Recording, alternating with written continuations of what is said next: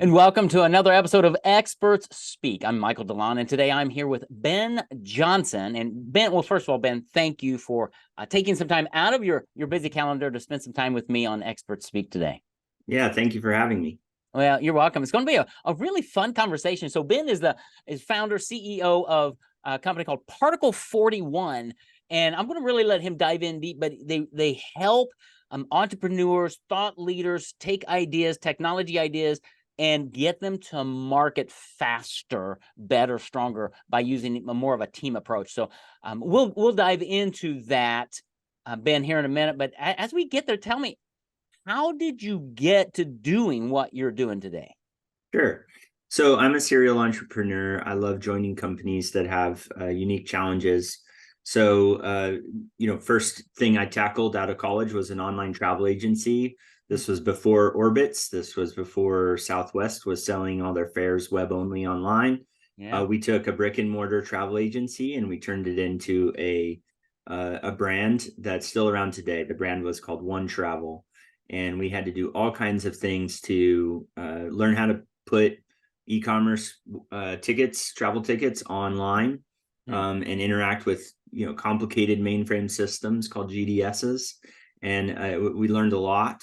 We grew it to about 70 million in travel. And my partner that I work with, Particle 41, he was on my team back then, even, and that was about 18 years ago. I don't want to round up to 20 just yet. That's right. um, and then from there, we worked on a travel marketing company called Travel Ad Network as a vertical ad network that was combining travel publishers with travel advertisers and doing a bunch of online advertising technology and data. Because of that, we had to be early cloud adopters. We couldn't buy hardware fast enough, and we didn't want to go ask the board for a bunch of money up front. So we started adopting AWS and the cloud and learning how to leverage that. We did the same in finance. A company called Investing Channel that's still around today. Is a great group of guys. And then after that, I really started consulting and leaning into all that I had learned. But I did go back for one more venture before really focusing on Particle, which a company called Legal Inc. that I sold to LegalZoom just a few years back. So I love to take things from start to finish. And really, my partner and I have taken our ability to do that and turned it into a brand. So we really love combining with businesses and helping accelerate them. We also love taking older applications that haven't maybe been top of mind, that maybe they're a little older, maybe the team around them has kind of aged out. And so we also bring those into, we do a lot of app modernization and bring enterprise apps into the current. Excellent. I love that. And there are so many stories, I mean, of things you just shared, but let's take all of that now to where you are today. So you get this thing called Particle 41. And when I first saw that, I'm like, okay, what is that? So, unpack that first. Yeah, sure. So, as you're looking for a name, of course, looking for a name back in 2014, we needed to have some uniqueness. You're looking for the domain, you're trying to think of a name, and looked at the periodic table of elements, this idea of being scientific and being good craftsmen.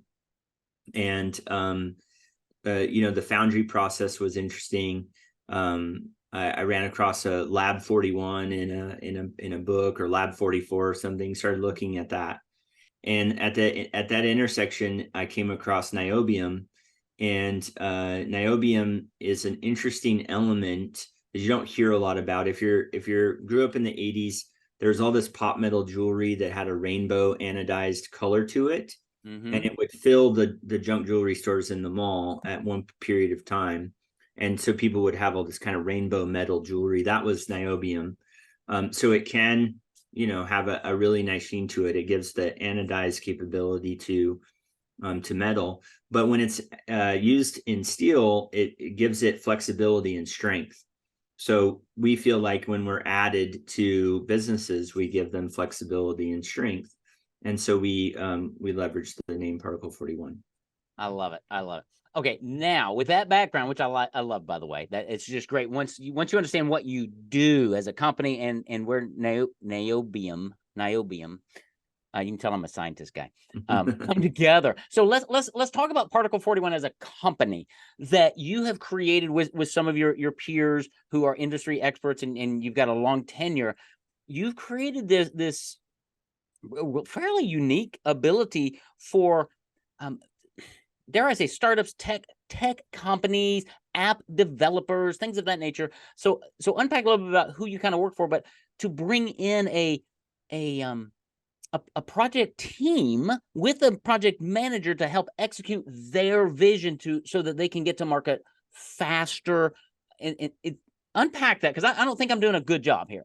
No, you're doing a great job.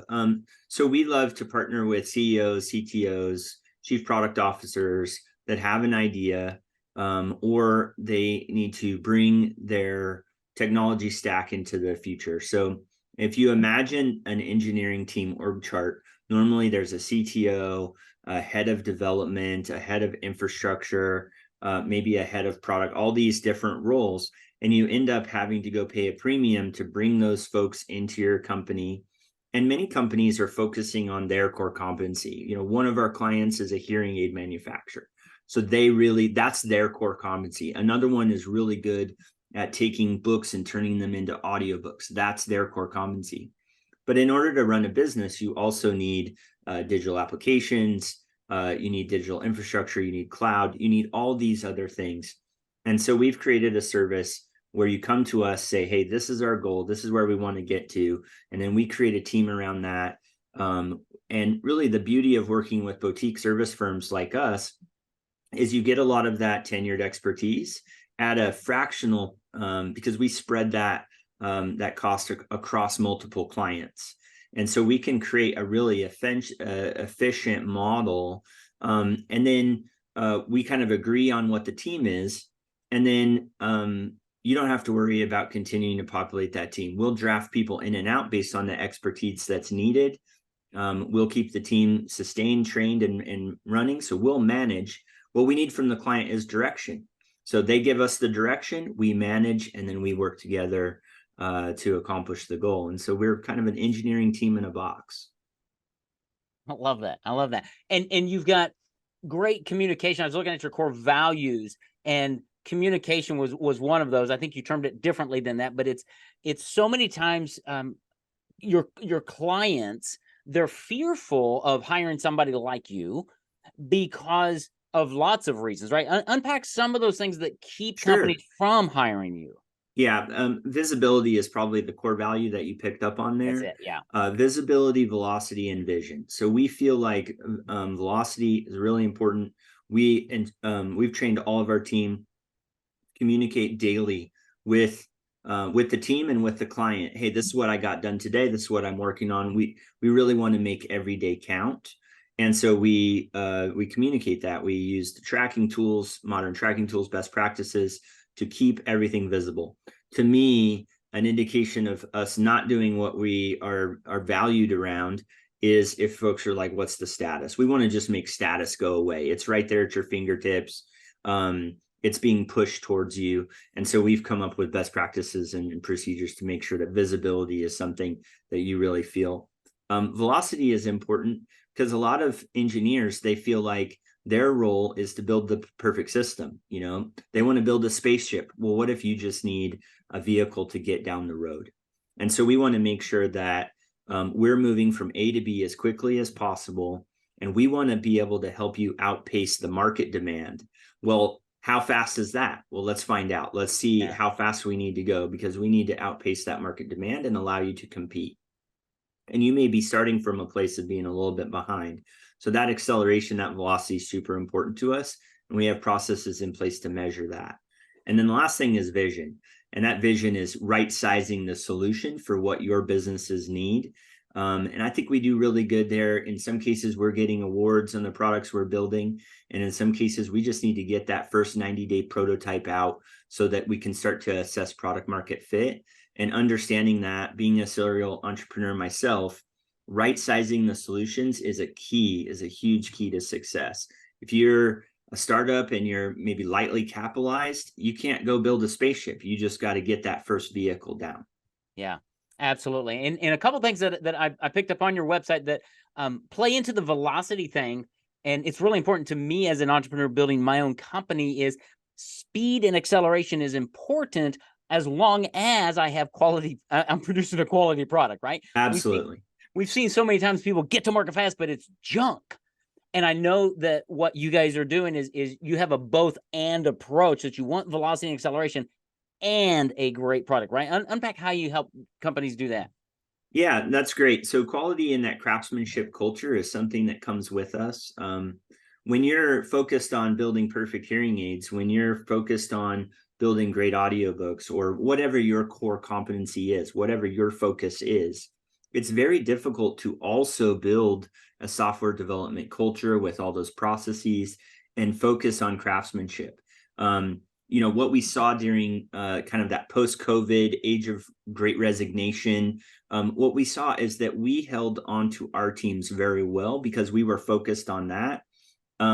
And we could give people support around that and make that interesting. While most businesses, because of the post-COVID concern, had to really go focus on their core business and really worry about the stock price or the new offerings for customers or the transition that maybe the post-COVID culture shift caused. And we felt like a lot of engineers that were inside of our clients' organizations were getting disassociated or alienated and then leaving. So having that separate group that really focus on craftsmanship and quality and puts things in place to monitor that, that's key. And yeah, I didn't mention it because it's just kind of part of our DNA, and we really bring up those other things. At the end of the day, we want to be the dependable partner that you always needed. Yeah, and that's good. And the other thing that I want to unpack here. So I read a book recently and have listened to the podcast on Dan Sullivan, who leads Strategic Coach, wrote a book called Who, Not How. And the concept behind it is as entrepreneurs, we come up with an idea and we immediately think, well, how do I do that? And he says that's probably the wrong question. The question is, who can I find to do that? Because it's outside, like the hearing aid people. Their core competency probably is not the technology involved with everything that you do, right? And as I talk to business owners about marketing, if your core competency is not marketing, then hire somebody else who's really good at it, monitor them, communicate with them, but let them do that, because your core competency is being a financial advisor or an attorney or something, right? Same thing here. I'm just kind of reading between the lines, Ben, and it sounds like you've developed, you are the who for a lot of companies who are trying to figure out the how of, well, which people do I hire? I need a CTO and I need a C this and a C that. And no, what you need is Particle 41 to come in and talk with Ben and say, here's what I'm struggling with. Here's my vision, my idea. How can you help me? And then, I mean, so you work with people at really the spectrum from young startups with an idea to maybe more experienced businesses who need to come up into the 21st century per se. Is that fair? No, that's totally fair. One of the things I love to do is work clients out of spreadsheets. Let's figure out a way to get you out of the spreadsheet management and having to put rigor on that. Who owns the spreadsheet? Is who's supposed to change it? Then you're directing information into a single person. That was one of my favorite things, to say, hey, what if everybody could participate on this information? What if we could have a customer data platform? And yeah, we work with all levels of business. I think sometimes when we're talking about ideas, we automatically associate that with the startup. Yeah. Enterprises have ideas too. Enterprises may have ideas. Enterprises may also have legacy software applications that are holding them back. So we also help there.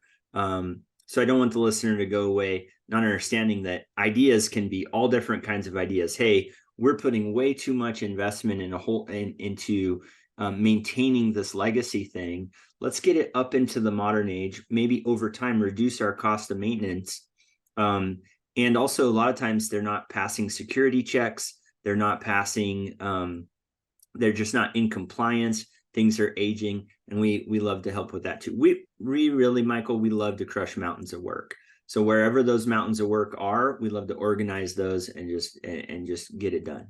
I love it. I love those phrases that you have. They're mental images, because I think one of the things that I love about companies like yours, Ben, is you bring a breath of fresh air. You bring up to date technology thinking abilities to a project, and instead of the C-level suite people, the board of directors, whomever, trying to make these decisions, which is probably outside of their realm of expertise, you can come in and go, give me your vision. Help me understand what your values are. Tell me where you're wanting to go.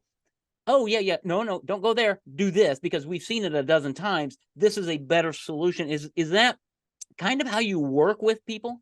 Absolutely. One of the things the CEOs that I speak to are talking about, so we're talking about working on the business or in the business, right? So this dichotomy between on versus in. Imagine now you have hired a tech team. Your core competency is something else. Now you've hired a tech team. Now you need to also work on how to develop technology Yeah, and in it, right? And yeah, so we try to separate that for you. We try to say, hey, we're working on this process. We've analyzed the tar out of this particular software development process.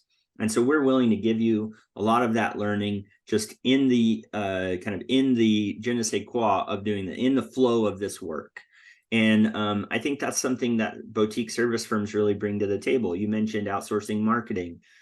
We outsource our marketing to service firms because we know that they're thinking about they're working on that process, not just in it, but on it as well. And I think that, for leaders, we only have so much capacity to work on. That is hard work, really analyzing, hey, where can I constantly improve? And so when you add that dimension of digital technology to your business, you need people that are willing to help you or have that expertise of how to work on, not just in. yeah. And it's interesting. I was just sitting here as you're unpacking all this. You're a serial entrepreneur. If I were an entrepreneur out there taking an idea to the next level, and I needed somebody to hire, I would want to hire somebody like you, because you're a thinker, you're a thought leader, you've been around the world. You're not just the technician who says, "Oh yes, I can make that happen." Versus, no, no, our team can help execute that, because you've elevated yourself at one level to working on your business, on your client's business. You are a CEO communicating with CEOs about how to run the companies, and you've got the team in process to bring them to bear. I think the most important thing here is we're not the heroes of this story. Our Mhm. customers are. Yeah. Getting their products to market. That is seeing them be able to get through. They're the Luke Skywalker. At best, we're the Yoda, right?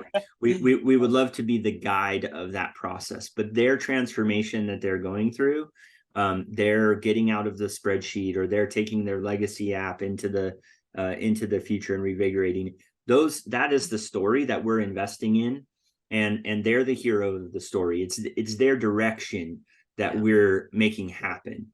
And so I think that's critical. We're here to guide them, and we just want to freely give that guidance as part of the service. Yeah. Yeah. And I think that's huge. And when you um connect with somebody like a Particle 41 who has leadership like Ben, you can just feel the ethos of who you are, Ben, of how you've created the company to come alongside to serve under the radar per se, and to be the pillars of that vision to go, we're going to help you get there. And we're the technology gurus who understand how to make all this happen, but we're here to serve you and to help your dreams come true, your vision, so that we can get you to market, do the testing, find the data, so that we can impact lots of lives with what you've created. That's right. That's right. And one of the first things we talk about, just to go one level deeper, is we talk about high need versus high value. So, what are the things that you need? You need a place to store data. You need a place to serve a website. You need content management. You need those things kind of arrange themselves toward the bottom of a diagram as those things that you're going to have your customers interact with, the user experience that your customers might face. These are the high value things. that make you truly different. So we look at that. What is your unique strategy with the customer? And then what are the tools that you know you're going to need that everybody has access to? And we arrange a map from high need to high value. And then we try to spend the most time on those high value things and really collaborate heavily with the customer on those highest value items. Well, then we can just put in place the foundational aspects without occupying your mind. Yeah, that's great. It just comes to me that you are, and I hope I say this right. You are less of a tactical solution and really more of a strategic partner to those that you're serving. I don't want people to think that they're just buying something so that we can get this thing to. No, you bring so much to the table that you're saying without saying it. I'm reading between the lines to go, boy, your company is deeper in lots of ways than what you're communicating. But I think that comes with the depth of experience that you have, that the team you've built, how you operate, and just your level of thinking, because you're a serial entrepreneur. You've done it a couple of times. You understand what's going on and how to do it in an appropriate manner. So just wanted to say, well done. Thank you. Thank you so much. Well, you're welcome. How does somebody's listening out there, they're going, well, this is intriguing. What would be the next step, and what would that look like? How do you start the beginning engagement of somebody? Where would they go to find more information? And what's that beginning process look like? Sure. I mean, I would also offer, just email me. I'm ben@particle41.com. Email me. I'm here. Whatever questions you have. I'm super approachable. So the Ben@particle41, and then look us up on LinkedIn. Particle 41's easy to find. From there, I'm easy to find. If you go look for Benjamin Johnson or Ben Johnson, that may be a bit of a problem. But go to Particle 41, find me through there. I'm posting every other day on LinkedIn, just kind of continuing to share these things that we're picking up and working with different businesses and trying to move them forward with velocity, vision, and visibility. Awesome. All right. So I'm gonna grab those and have them in the show notes, so that as our busy entrepreneurs are out doing whatever they're doing right now, they might be listening to this probably on a phone or something, or in their car. And so if you missed any of that, just go back to the show notes, because I'm going to have all those links there so that you can reach out to Ben, whether you email him, find him on LinkedIn, go to the website, wherever. We're going to have those links for you, because what they do is very different, very unique, and it will allow you to get your ideas, your vision to market with more velocity, with greater acceleration, with a competent team. And as I told Ben at the beginning, this is just me, word crafting my stuff, because that's just what I do, Ben. I apologize in advance, but you don't need to hire more people one by one. You just need to hire Particle 41. Call Ben, email him, and say, here's what I'm up against. Here's what we're trying to make happen. What do you got? Are you a good company? Are you a good fit? And I'm sure Ben would say, yeah, for that project, we actually aren't a great fit, but I know somebody who can.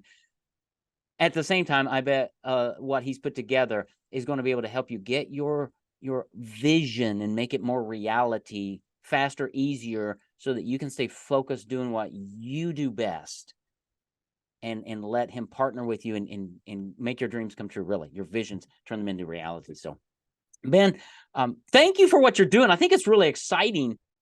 And I'm glad that you were my guest here today. And I'll grab all those links, and hopefully some people will reach out and learn more about Particle 41, follow you on LinkedIn, get your post, and see how you can partner with them to accelerate their vision and really just turn it into reality in a really cool way. So thanks for doing what you do. Thanks for being my guest on Expert Speak. Yeah, thank you, Michael. I appreciate it. It was fun.